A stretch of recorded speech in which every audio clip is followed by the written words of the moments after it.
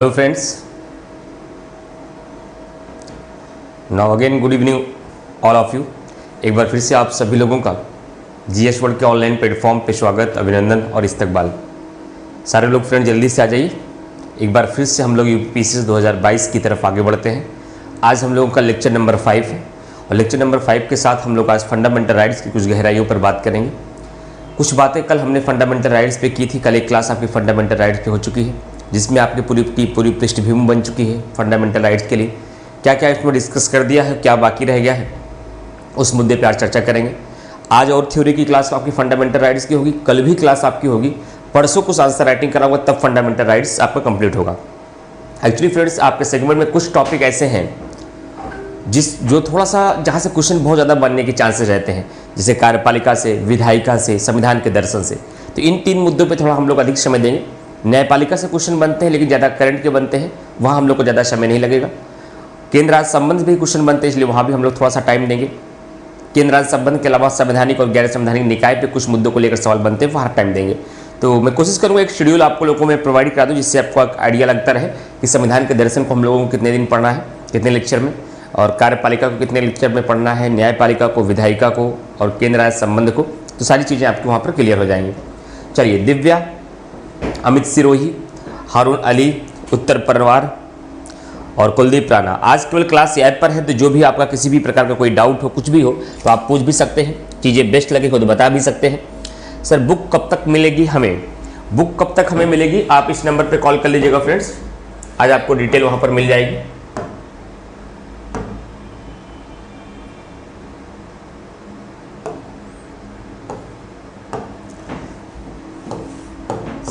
Sorry 9560892979 पे आप लोग कॉन्टेक्ट कर लीजिएगा। तो इसमें आपको बुक वाली सारी इन्फॉर्मेशन आपको मिल जाएगी। वैसे आज मैं डिटेल नीरज सर से भी बात कर लूँगा या दीपसेन सर से कि बुक की स्टेटस क्या है, जिन बच्चों का एडमिशन हो गया उनको बुक कब तक मिल जा रही है, तो मैं कल डिटेल इसके बारे में बता दूंगा। ठीक है, चलिए। नीरज कुमार, कुलदीप राणा, अच्छा, दिव्या, शिव, हारे, अमित सिरोही। तो कुछ नाम हमें ऐसे भी दिख रहे हैं जो हमारे प्रीलिम्स के भी क्लासेस में थे, कुछ नाम ऐसे हैं जो नए भी हैं। सभी लोगों का स्वागत है और मैं उम्मीद कर रहा हूं कि मेंस के कहानी में धीरे धीरे आपका मन लग रहा होगा और धीरे धीरे आप पढ़ाई अपने आप स्टार्ट करेंगे। तो सभी लोग फटाफट जुड़ते रहिए और भी साथियों को जोड़िए। जल्दी से चलते हैं हम लोग क्लास की तरफ। चलिए, आज हम लोग का टॉपिक क्या है फ्रेंड, जरा देखते हैं।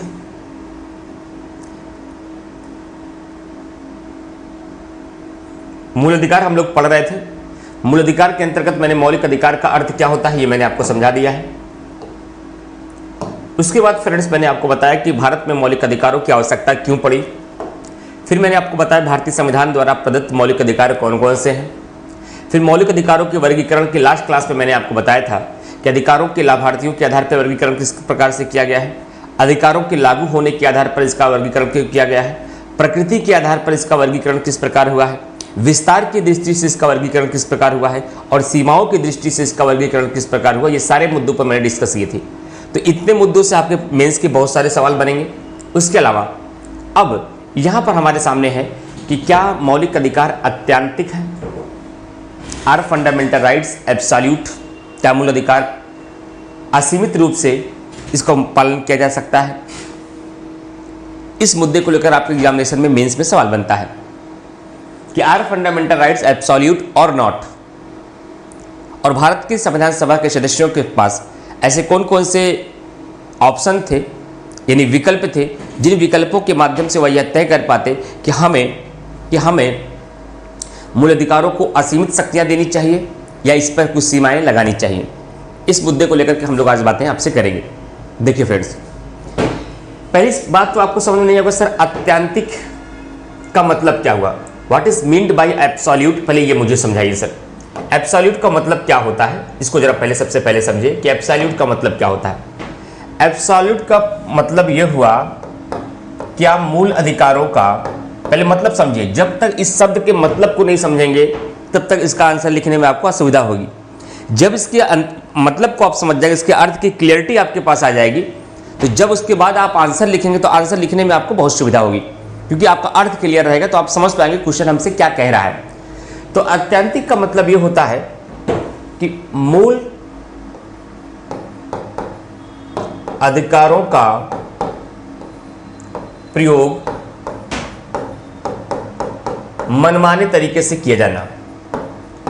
एकदम सरल भाषा में, मनमाने तरीके से किया जाना। सवाल उठता है कि जिन मूल अधिकारों को भाग 3 के अंतर्गत भारतीय नागरिकों को अनुच्छेद 12 से 35 के मध्य दिया गया है, क्या इन मूल अधिकारों का प्रयोग भारतीय नागरिक मनमाने तरीके से कर सकते हैं? जैसी उनकी मर्जी उसी तरीके से इसका प्रयोग कर सकते हैं। इसके लिए हमारे संविधान सभा के सदस्यों ने सोचा हमें कौन से विधि को अपनाना चाहिए।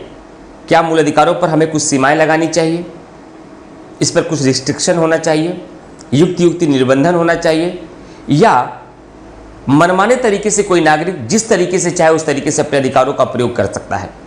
इसके लिए 2 व्यवस्थाओं को पहले देखा है। मैं 2 व्यवस्थाओं से इसका तुलना करके बताऊंगा तो चीज़ें आपको अच्छे से समझ में आ जाएंगी। अगर अमेरिका की बात किया जाए तो अमेरिका ने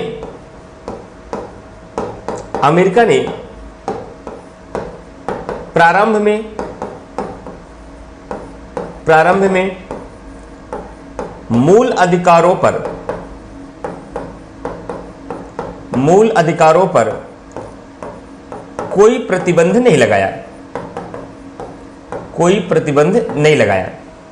लेकिन समय के साथ साथ ये देखा गया कि जब मनमाने तरीके से अमेरिका के नागरिक अपने अधिकारों का प्रयोग कर रहे थे, कहीं ना कहीं उनके लॉ एंड ऑर्डर में, कानून व्यवस्था में और वहाँ की परंपरा में बहुत सारी समस्याएं समय के साथ साथ विद्यमान होने लगीं। तो अमेरिका को यह एहसास हो गया कि अगर नागरिकों को मूल अधिकारों को अपनाने के लिए मनमाना अधिकार दे दिया गया तो कहीं ना कहीं हमारे शासन प्रणाली को सुचारू रूप से चलाने में भी बहुत सारी समस्याएं विद्यमान होंगी समय के साथ साथ। इसलिए अमेरिका ने भी यह तय किया कि हमें मूल अधिकारों को नागरिकों को असीमित रूप से नहीं देना है, असीमित रूप से इन मूल अधिकारों को नहीं देना है, बल्कि इस पर कुछ सीमाएं आरोपित करना है। तो फ्रेंड्स, अमेरिका में क्योंकि संविधान संशोधन करना बहुत कठिन काम है, अमेरिका में अगर संविधान संशोधन करना पड़े तो संविधान संशोधन करना वहां बहुत ही कठिन प्रक्रिया है। भारत में तो संविधान संशोधन करना अमेरिका की तुलना में कहीं ना कहीं बहुत आसान है, अमेरिका की तुलना में, जबकि जटिलता यहां भी है। लेकिन अमेरिका में संविधान में संशोधन कराना बहुत मुश्किल है। इसलिए यह जिम्मेदारी दी गई न्यायपालिका को, और न्यायपालिका ने यह जिम्मेदारी दिया गई न्यायपालिका को, और न्यायपालिका ने समय समय पर इन अधिकारों पर प्रतिबंध लगाए, प्रतिबंध भी लगाए कह सकते हैं, निर्बंध भी कह सकते हैं, या युक्ति निर्बंधन भी कह सकते हैं, रीजनेबल रिस्ट्रिक्शन, युक्त निर्बंधन भी कह सकते हैं। क्या इन बातों को आप समझ पा रहे हैं? मैंने यहां पर क्या बातें की आपसे? मैंने कहा कि भारतीय संविधान सभा के सदस्यों के पास एक समस्या यह विद्यमान हो गई, क्या भारतीय नागरिकों को असीमित रूप से मूल अधिकार दिया जाए? क्या भारतीय नागरिकों को असीमित रूप से मूल अधिकार दिया जाए, मनमाने तरीके से वह इसका प्रयोग करें, इसको एब्सोल्यूट बना दिया जाए, इसे निरपेक्ष बना दिया जाए, इसे आत्यंतिक बना दिया जाए? तो संविधान सभा के सदस्यों ने देखा कि अमेरिका में क्या व्यवस्था है, अमेरिका से ही तो मैंने मूल अधिकार लिया है। जो अमेरिका में झांक कर देखा गया तो अमेरिका में यह देखने को मिला कि अमेरिका के मूल संविधान में, यानी कि जब अमेरिका का संविधान लिखा गया तो अमेरिका के नागरिकों को जो मूल अधिकार प्रदान किए गए उसमें कोई सीमाएं नहीं थी। मनमाने तरीके से अमेरिका का कोई भी नागरिक मूल अधिकारों का प्रयोग कर सकता था। लेकिन समय के साथ साथ शासन प्रणाली के अंतर्गत उन मनमाने तरीके से अपनाए जाने के पश्चात कुछ ऐसी समस्याएं विद्यमान हो गई जिसकी वजह से समय के साथ साथ अमेरिका ने उन मूल अधिकारों को सीमित करने का प्रयास किया। लेकिन ये सीमाएं संसद के द्वारा नहीं लगाई गई क्योंकि वहां संविधान संशोधन करना बहुत मुश्किल काम था। इसलिए ये जिम्मेदारी न्यायपालिका ने निभाते हुए, वहां के सुप्रीम कोर्ट ने निभाते हुए समय के साथ साथ वहां के मूल अधिकारों को निलंबित किया। निलंबित करने का मतलब सीमाएं लगाया, समाप्त नहीं किया। अब दूसरा मुद्दा क्या आया यहां पर? दूसरी तरफ हमारे पास ब्रिटेन का संविधान था।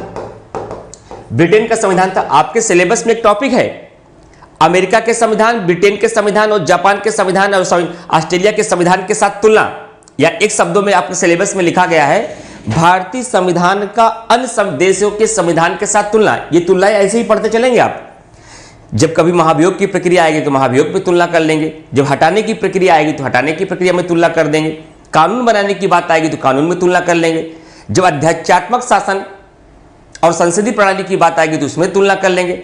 अब यहां हमारे मौलिक अधिकारों की आत्यंतिक रूप की बात आई तो यहां तुलना कर ले रहे हैं। यही है तुलनात्मक अध्ययन संविधान का। विश्व के अन्य देशों के साथ तुलनात्मक अध्ययन इसी रूप को कहा जाएगा। तो आपके मन में अब सवाल आ रहा हो, सर ब्रिटेन में क्या व्यवस्था थी? क्योंकि ब्रिटेन में लिखित संविधान नहीं था, अलिखित संविधान था। तो अलिखित संविधान के होने की वजह से थोड़ा सा समस्याएं वहां विद्यमान हुई, और इसलिए अलिखित संविधान होने की वजह से वहां की जो विधि थी वही विधान होती थी। मतलब जो वहां का कानून बन जाए वही वहां का संविधान हो जाता था। इसलिए वहां पर संसद की शक्ति बड़ी पावरफुल थी ब्रिटेन में, और ब्रिटेन की संसद की शक्ति बहुत पावरफुल होने के नाते वह मूल अधिकारों को जब चाहे तब सीमित कर दे, जब चाहे तब समाप्त कर दे। इसका मतलब ब्रिटेन की जगह पे देखा जाए तो ब्रिटेन में व्यक्ति का जो मौलिक अधिकार है अमेरिका की तुलना में बहुत कमजोर नजर आता है। संसद जब चाहे कोई कानून बना करके मूल अधिकारों को आपको सीमित कर सकती है, समाप्त कर सकती है, और उसकी सुरक्षा की गारंटी देने के लिए न्यायपालिका कुछ भी नहीं कर पाएगी, क्योंकि सारी पावर संसद में है ब्रिटेन में। अब भारत के सामने एक तरफ यह समस्या है, अगर हम निरपेक्ष रूप से दे दें, आत्यंतिक रूप से दे दें, तो हमारी शासन प्रणाली में बहुत सारी समस्याएं हो जाएंगी। यदि हम ब्रिटेन का नकल करके, ब्रिटेन जैसी व्यवस्था को अपना करके मूल अधिकारों को यदि हम बहुत कमजोर कर दें, तो व्यक्ति का जो व्यक्तिगत हित है, व्यक्तिगत विकास है, नैतिक और भौतिक विकास, वह उससे वंचित हो जाएगा। इसलिए भारतीय संविधान सभा के सदस्यों के सामने एक ही रास्ता था कि वह व्यक्तिगत हित और सामाजिक हित, शब्द पे ध्यान दीजिएगा, वह व्यक्तिगत हित और सामाजिक हित के बीच एक सामंजस्य स्थापित करें। मेरी बात को समझ पा रहे हैं कि मूल अधिकारों के संबंध में ऐसी प्रकार की विधि बनाएं जिससे न किसी भी व्यक्ति की व्यक्तिगत स्वतंत्रता से किसी को वंचित किया जाए और न ही किसी सामाजिक हित का नुकसान हो, यानी कि हमारी शासन प्रणाली भी सुचारू रूप से आगे बढ़ पाए, और न ही इतनी ज्यादा उस पर सीमाएं लगा दिया जाए, ब्रिटेन की तरह न तो इतना कमजोर कर दिया जाए कि व्यक्ति की व्यक्तिगत स्वतंत्रता ही समाप्त हो जाए। इन दोनों के बीच एक बीच का रास्ता निकाला जाए। इसलिए संविधान सभा के सदस्यों ने यह निर्णय लिया कि युक्ति निर्बंधन होगा। क्या युक्ति निर्बंधन होगा? यानी कि ये असीमित नहीं होंगे, मूल अधिकार असीमित नहीं होंगे, और जरूरत पड़ने पर इसमें राज्य सीमाएं लगा सकता है। जरूरत पड़ने पर इसमें राज्य सीमाएं लगा सकता है, और राज्य सीमाएं लगा सकता है, इसका मतलब क्या हुआ?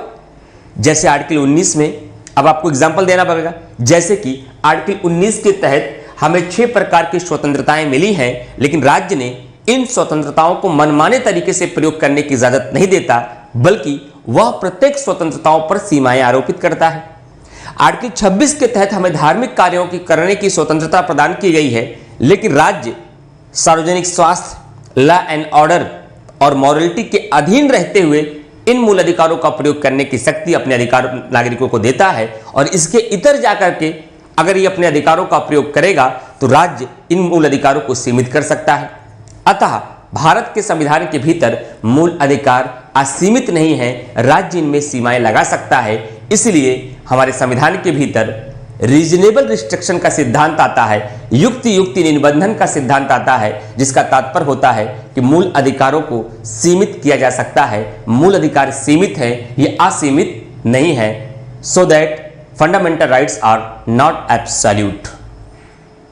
हमें व्यक्ति की व्यक्तिगत स्वतंत्रता को ध्यान में रखते हुए इतनी आजादी भी दी गई है ताकि व्यक्ति भौतिक और नैतिक विकास कर पाए, लेकिन दूसरी ओर अपनी भौतिक और नैतिक विकास करते समय अपने उन अधिकारों का प्रयोग इतने मनमाने तरीके से भी न किया जाए कि सामाजिक हित ही खतरे में पड़ जाए, देश की शासन प्रणाली खतरे में पड़ जाए और राज्य और व्यक्ति के बीच एक वर्ग संघर्ष छिड़ जाए। इससे बचने के लिए संविधान सभा के सदस्यों ने यह निर्णय लिया कि मूल अधिकार असीमित नहीं होंगे, इस पर सीमाएं लगाया जा सकता है।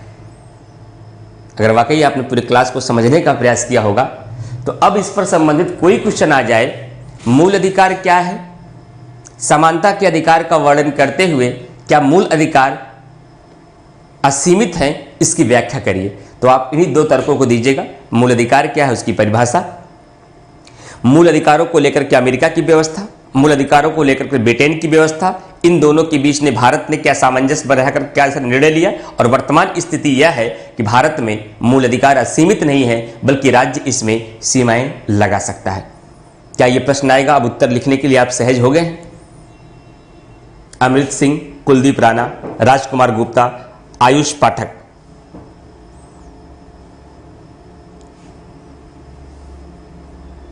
नहीं, आयुष पाठक पुलिस स्टेशन नहीं जाते भैया, पुलिस स्टेशन आपको नहीं जाना है। मूल अधिकारों की सुरक्षा की गारंटी के लिए, मूल अधिकारों की सुरक्षा की गारंटी के लिए आपको न्यायपालिका जाना पड़ेगा। आर्टिकल 32 के तहत सुप्रीम कोर्ट जाइए और आर्टिकल 226 के तहत हाई कोर्ट जाइए, ठीक है। इसीलिए कहा जाता है कि जब मेंस की क्लास करें तो कोशिश करिए उसके पहले कम से कम एनसीईआरटी पढ़ी हो, एक बार किताब को अच्छे से थोड़ा सा आपने पढ़ा हो, तो क्योंकि जब बेसिक जानकारी अगर बहुत कम होगी तो मेंस में दिक्कत आ सकती है। ये क्लास उनके लिए रामबाण साबित हो सकती है जिन्होंने हल्का सा एक बार प्रीलिम्स पढ़ लिया है, एक दो बार एग्जामिनेशन में बैठे हैं, एनसीईआरटी को पढ़ा है। लेकिन जो एकदम फ्रेशर हैं, जिन्होंने कभी किसी किताब को पढ़ा ही नहीं, पॉलिटी के बारे में पी भी नहीं जानते, तो समस्या आएगी। जो पॉलिटी के बारे में पी नहीं जानते उनको मैं प्री में सिखा सकता हूं, लेकिन जो पॉलिटी के बारे में पी नहीं जानते अगर उनको मेंस में सिखाऊंगा तो मेंस का सिलेबस ही नहीं कवर होगा। तो मेंस में आपको फाउंडेशन बना के आपको यहां बैठना पड़ता है। इसलिए मैं ऐसे लोगों को यही एडवाइस दूंगा, तो आप प्रीलिम्स को छोड़ करके एनसीईआरटी प्लस मेंस करिए, तो एनसीईआरटी से फाउंडेशन बन जाएगा, मेंस से गहराई आ जाएगी। प्रीलिम्स पे आपका वो एंगल मिलता है। तीनों अगर आप नहीं कर सकते तो मेंस और एनसीईआरटी पर फोकस करिए आप, लेकिन बेसिक होना चाहिए। और मैं उम्मीद कर रहा हूं इतना बेसिक तो आपको है कि जितनी बातें मैं समझा रहा हूं आसानी से आप समझ पा रहे होंगे। लेकिन मुझे डर तब लगा जब किसी का कमेंट आया कि सर क्या मूल अधिकारों की सुरक्षा के लिए पुलिस स्टेशन जाएंगे? नहीं, पुलिस स्टेशन नहीं जाना है। मूल अधिकार की परिभाषा कुलदीप राणा पहले लेक्चर में बता दी गई है, ये ध्यान रखिएगा। ये आज आपका चौथा लेक्चर है, शायद पांचवा लेक्चर है इंडियन पॉलिटी का। जो लोग बाद में एडमिशन लिए हो, अगर आप सीधा क्लास में आए हैं, अब आप हमसे कहेंगे सर मूल अधिकार की परिभाषा क्या है, मूल अधिकारों का अर्थ क्या होता है, कितने मूल अधिकार हैं, मूल अधिकारों का वर्गीकरण कैसे है, ये बताया जा चुका है पिछली क्लास में। तो अगर आज से आपने क्लास को ज्वाइन किया है तो आप क्लास नंबर 1 से देखते हुए आइए और आगे बढ़िए, क्योंकि आपको लग रहा होगा कि मूल अधिकार की परिभाषा तो हमने बताया नहीं है, तो हम परिभाषा कैसे लिखेंगे, मूल अधिकार का अर्थ कैसे लिखेंगे, जबकि पिछली क्लास में बताया जा चुका है। तो एक बार आप लोग पिछली क्लास को देख लीजिएगा, ठीक है। फिर भी कोई दिक्कत आए तो हम क्लास में आपके साथ हैं, जैसी इच्छा वैसे सवाल पूछिए आप।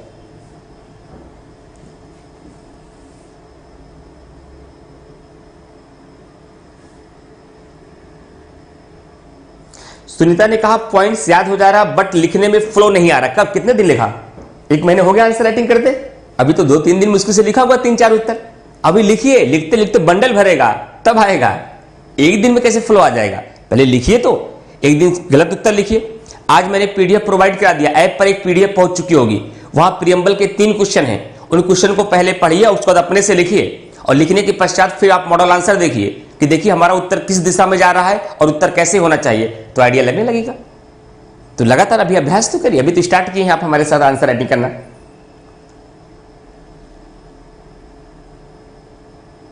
अच्छा, मेरा क्वेश्चन ये है कि चाइल्ड लेबर गवर्नमेंट तो कर सकती है? हाँ, उसके लिए कर सकती है।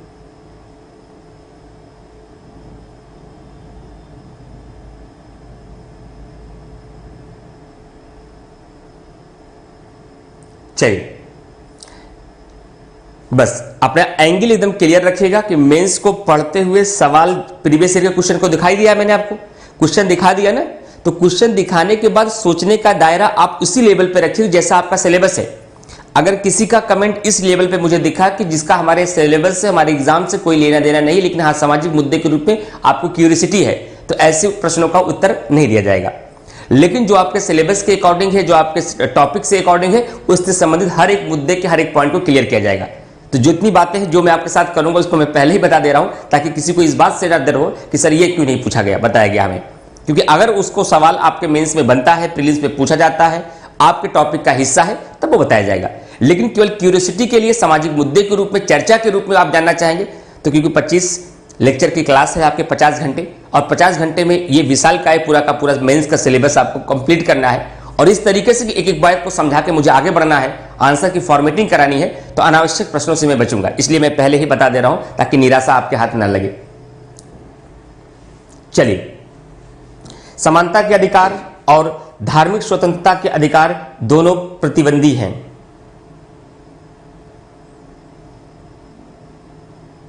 नहीं, अगर हिंदी मीडियम के माध्यम के स्टूडेंट हैं तो इंग्लिश में आप डिफिनेशन क्यों लिखेंगे? आप हिंदी में डिफिनेशन लिखिए। अगर इंग्लिश में डिफिनेशन लिखा तो हिंदी माध्यम में क्यों आया? तो आपको इंग्लिश माध्यम में जाना चाहिए था, इसलिए आपको इंग्लिश में डिफिनेशन नहीं लिखनी है। हाँ, कोई कठिन शब्दावली आ जाए तो उसकी इंग्लिश ब्रैकेट में लिख सकते हैं। जैसे आत्यांतिक शब्द के आगे आप एब्सोल्यूट लिख सकते हैं, निरपेक्ष शब्द के आगे एब्सोल्यूट लिख सकते हैं, लेकिन इंग्लिश में डिफिनेशन नहीं लिखनी है। चलिए अब आगे चलते हैं। तो मेंस क्लास को करने का थोड़ा लेवल समझिएगा, नहीं तो ये प्री की क्लास नहीं होती है कि सर ये क्या हुआ, आर्टिकल 13 क्या है, आर्टिकल 12 क्या है, ये अमेरिका से लिया गया, ब्रिटेन से लिया गया, ऐसा नहीं होगा मेंस का क्लास। मेंस का क्लास विश्लेषणात्मक होता है। यहां आपको अपने एनालिटिकल पावर को अपनाना होगा और उस पर काम करना होगा। पहले चीजों को समझिए, नोट करिए, उसका एनालिसिस करिए, फिर इसको पढ़िए, फिर उस पर आंसर राइटिंग करिए, फिर जिस पे डाउट आपको है सर इस मुद्दे को नहीं समझ में आए वो बताइए, वो आपको क्लास में हम दोबारा भी समझाएंगे। ठीक है, चलिए। तो ये पॉइंट आपका क्लियर हो गया, क्या मौलिक अधिकार अत्यांतिक है? तो मैंने अमेरिका की स्थिति को बता दिया, ब्रिटेन की स्थिति को बता दिया, इन दोनों के बीच में भारत ने क्या स्टैंड लिया, और वर्तमान स्थिति यह है कि मौलिक अधिकार अत्यांतिक है या नहीं। तो मैंने कहा कि मौलिक अधिकार अत्यांतिक या एब्सोल्यूट या असीमित नहीं है, इनमें राज्य सीमाएं लगा सकता है। तो ये आपका पॉइंट, यहां से एक क्वेश्चन तैयार हो गया। अगला पॉइंट, अगला क्वेश्चन आपका है कि मौलिक अधिकारों का निलंबन और निर्बंधन दो शब्दों का प्रयोग होता है। निलंबन का शाब्दिक अर्थ होता है आपका सस्पेंशन, निर्बंधन का अर्थ होता है आपका रिस्ट्रिक्शन। दोनों शब्द में अंतर है। कई सारे लोग सोचते हैं निलंबन का मतलब भी वही होता है और निर्बंधन का मतलब भी वही होता है। शब्दावली को पकड़िए, टर्मिनोलॉजी अगर आप नहीं पकड़ेंगे तो आपको दिक्कत आएगी। निलंबन को इंग्लिश में सस्पेंशन कहा जाता है, निर्बंधन को इंग्लिश में रिस्ट्रिक्शन कहा जाता है। दोनों में डिफरेंस क्या है? शाब्दिक अर्थ को पहले पकड़िए। जब तक आप कीवर्ड को नहीं पकड़ेंगे तो आंसर लिखने में बहुत मुश्किल होगी। कीवर्ड को पकड़ लीजिए, उसके कॉन्सेप्ट को पकड़ लीजिए, फिर आपकी भाषा तय करेगी आप आंसर लिख पाएंगे या नहीं। और वो भाषा कैसे आएगी? लिखते लिखते आएगी। ये भाषा तो आपको लाना पड़ेगा ना, समय के साथ साथ भाषा तो बताई नहीं जाएगी, भाषा आपको लिखते लिखते आ जाएगी। और जाहिर सी बात है, जो बीए पास करके आया है, एमए पास करके आया है, इतनी भाषा तो उसके पास है। बीए पास किए तो आपने वहां बाकायदे आपने 25-25, 40-40 पेज कापी भर के आए हैं, इतनी शैली तो आपके पास है ही है। किसी भी मुद्दे को लेकर जब आपको कीवर्ड हम बता देंगे, उसके कॉन्सेप्ट को सिखा देंगे, उसका पक्ष और विपक्ष बता देंगे, तो उसको भाषा में पिरो करके आपको आगे ले जाना है। ये काम आपको करना है। ठीक है, ये अभ्यास से आएगा, अभ्यास करना पड़ेगा। हाँ, इसीलिए देखिए मैं हेडिंग एक दूसरे तरीके से मैंने मेंस का क्लास ले रहा हूं। मैंने क्या किया है कि जहां जहां आयोग की नजर है, पीसीएस के अनुभव तो 3 साल मिल पाएगा क्योंकि 18, 19, 20 तीन ही पेपर हुए हैं। तो मैंने क्या किया है, उसी टॉपिक के मैंने आईएएस को कॉपी किया। आईएएस के एग्जामिनेशन में जो क्वेश्चन पूछे गए हैं आज से 10 साल कि उस लेवल पे कहां से सवाल बने, उसको मैंने हेडिंग के रूप में घेर दिया है। और हेडिंग के रूप में जब उसका मैं विश्लेषण आपके सामने कर दूंगा तो बाद में जब क्वेश्चन बनेंगे तो आप इसके क्वेश्चन कर लेंगे। जैसे मूल अधिकार समाप्त होगा तो मैं क्वेश्चन लाकर दिखाऊंगा, देखिए ये क्वेश्चन पूछे गए हैं, ये क्वेश्चन इंपॉर्टेंट होंगे, इसका उत्तर इस प्रकार से लिखा जाएगा। फिलहाल संविधान के दर्शन के बाद मैं एक अपनी टीम के साथ एक दूसरी रणनीति बना रहा हूं कि आपके साथ मैं कैसा और क्या करूं कि चीजें आपकी बहुत बेहतर लगने लगे। मैं एक बार प्लान कर रहा हूं, जैसे मैं कार्यपालिका जब स्टार्ट करूंगा तो कार्यपालिका से संबंधित जितने भी महत्वपूर्ण क्वेश्चन बन सकते हैं उसको मैं पहले ही दिखा दूंगा कि देखिए भाई आईएएस में पूछा गया, ये पीसीएस में पूछा गया, ये बिहार में पूछा गया, ये उत्तराखंड में पूछा गया, इस तरीके से ये क्वेश्चन पूछे गए हैं। तो आपके नजर में एक थोड़ा सा व्यू बन जाएगा कि कार्यपालिका को लेकर राष्ट्रपति से सवाल कैसे बना, प्रधानमंत्री से कैसे बना, केंद्रीय मंत्रिपरिषद से कैसे बना, महान्यायवादी से कैसे बन रहा है, और राज्यपाल से कैसे बन रहा है, मुख्यमंत्री से कैसे बन रहा है। उसके बाद जब मैं पूरी चीजों को समझा करके तब वहां मैं आऊंगा तो आपको आंसर लिखने अभी तुरंत आपको आ जाएगा कि सर ने क्वेश्चन बताया था और ये जो क्वेश्चन हमको दिखाया था उसी का उत्तर मुझे ये लग रहा है जो सर एक्सप्लेन कर रहे हैं। और जैसे ही मैं टॉपिक क्लियर करूंगा फिर उन्हीं क्वेश्चन को सामने लेकर आ जाऊंगा, तब मैं बता दूंगा देखिए इस क्वेश्चन का उत्तर ऐसे शुरुआत करना है, ये बॉडी लाइन करना है, ये लिखना है। करना आपको पड़ेगा, ये ध्यान रखिएगा। इंटर नहीं है कि प्रश्न डालो, उत्तर लिखो, अब जाके एग्जाम में छापो, नहीं, ऐसा नहीं होगा। लिखना तो आपको पड़ेगा, लेकिन पूरी 80% की मदद मैं आपको उस लिखने में करूंगा, पूरा कॉन्सेप्ट और तरीका मैं सिखाऊंगा आपको। इसलिए थोड़ा सा व्यू बदल के आप लोग आगे बढ़िएगा। मुश्किल नहीं है, केवल शुरुआत करना मुश्किल है, लेकिन एक बार अगर आपने शुरुआत कर दिया तो चीजें बहुत आसान हो जाएंगी आपके लिए। ठीक है, क्वेश्चन हम दे दिया करेंगे। मौलिक अधिकारों का निलंबन एवं निर्बंधन। तो मैंने बताया कि निलंबन का शाब्दिक अर्थ होता है सस्पेंशन, और निर्बंधन का शाब्दिक अर्थ होता है इंग्लिश में रिस्ट्रिक्शन। अब इसको हिंदी में मतलब बताते हैं। निलंबन का मतलब हुआ राज्य के द्वारा अधिकारों को समाप्त करना, राज्य के द्वारा अधिकारों को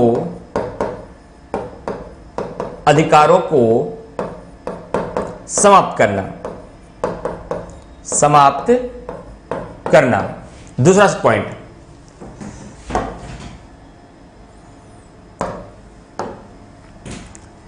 दूसरा पॉइंट, निर्बंधन। निर्बंधन का मतलब क्या हो जाएगा? राज्य के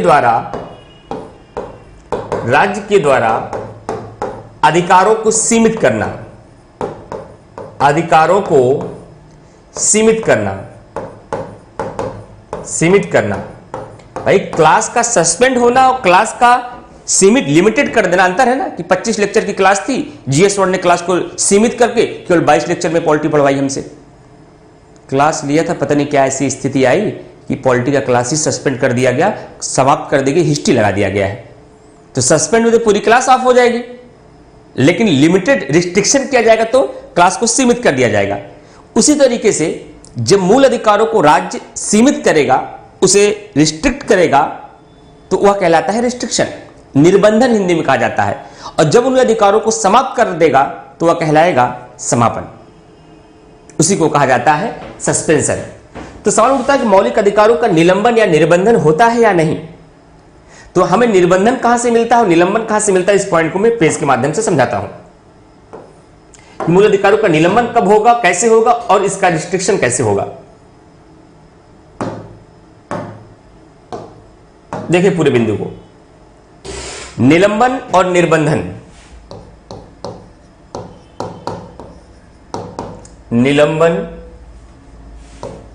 और निर्बंधन, इसको कहा जाएगा सस्पेंशन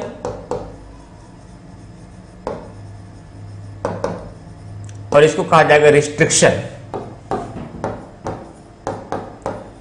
इसको कहा जाएगा रिस्ट्रिक्शन।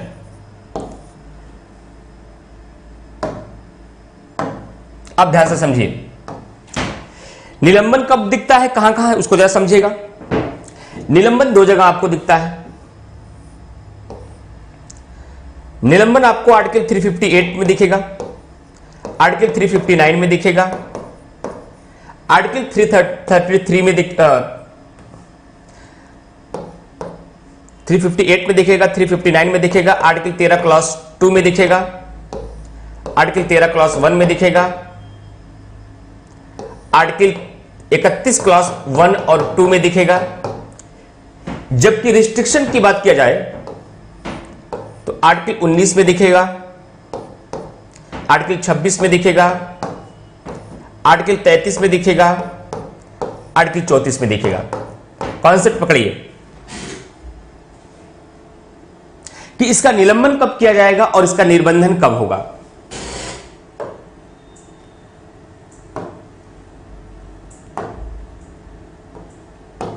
देखिए, निलंबन का मतलब है कि मूल अधिकारों को समाप्त कर देना राज्य के द्वारा। क्या मूल अधिकारों को समाप्त किया जा सकता है या नहीं, पहले ये बताइए। तो आंसर है यस। मूल अधिकार is not a fundamental right, is not a permanent, यह स्थायी नहीं है। इसको विशेष परिस्थितियों में विशेष प्रक्रिया के द्वारा निलंबित किया जा सकता है, समाप्त किया जा सकता है, वही कहलाता है निलंबन या सस्पेंशन।